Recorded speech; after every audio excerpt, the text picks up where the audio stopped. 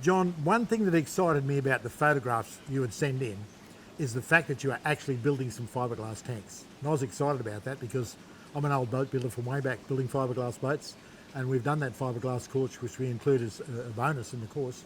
But here's a guy who's actually doing it, and I was so excited. So tell us about that. What made you decide to do that?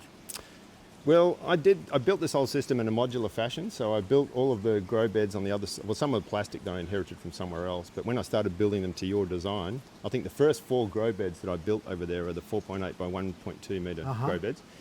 And I lined them in plastic. But I found it very difficult to source the right HDPE plastic.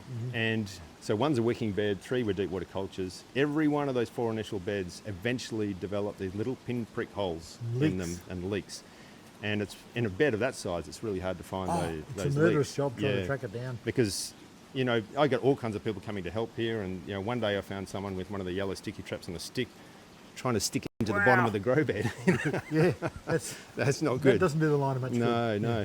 So then then I wanted to build a really big deep water culture bed. So this one we're standing next to now, I think it's 17.6 metres long, 2.4 metres wide. There's 1,008 holes in this bed. It's 10,000 litres of water.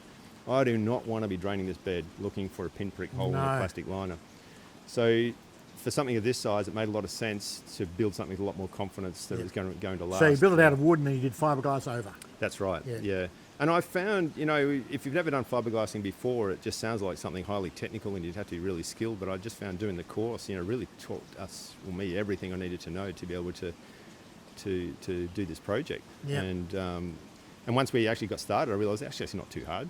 You know? No, it's not really once you get stuck into it. Fiberglass, what's so good about it? Okay, it's a bit more expensive, the cost of materials, but when it's done, it's done. That's it, you know? Yeah. I mean, this bed will last more than your lifetime. Yeah. It really will. And as you say, you know, if you ever had to, if there's some silt build up or something, you can put a shovel in here and dig it out, and it's not going to damage the liner. Do that to your beds that are lined with no chance. LDPE, and you'll have damage, for sure. Yeah, exactly. Yeah.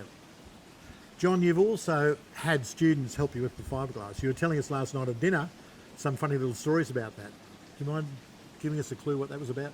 Yeah, well, I had so many people help here, and for each bed it was basically a new team, and each bed takes at least 4 people. So, you know, 2 people on the rollers and on the big rollers, 2 people on the small rollers, I didn't, you know, it's the kind of thing you don't want to muck it up. So they have to know what they're doing before they start. Yeah, because the materials are expensive. You don't want to waste them. Yeah, exactly.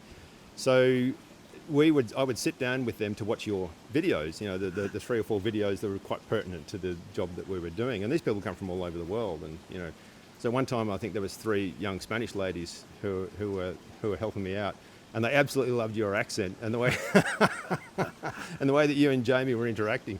So while we were going through and rolling out the fiberglass, they're just telling each other, "Don't go skinny on materials, Jamie." Good. They have a bit of good fun out of it, Yeah, really good fun. Yeah. Well, it's obviously worked. The beds are holding up. They're great. Everything's working fine. So that's a good result, a good outcome. Oh yeah, I'm very happy with how the fiberglass has gone. And now I've got to go back and fiberglass those 4 original beds. That's my Okay, you've got plan, some ones there, old ones, are they? And you've pulled the liner out? Yeah, where they leaked, I'm not over. going to put plastic back. I'm going to fiberglass them. Great. Yeah.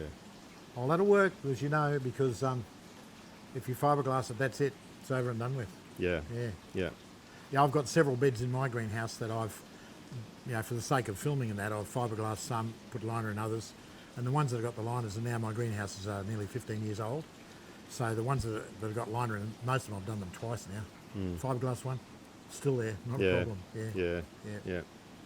Because as you say, you get people come to help you, and they're well-meaning, but they go a bit heavy with the shovel when they're changing the gravel or doing something like that, and they end up putting a hole in the liner.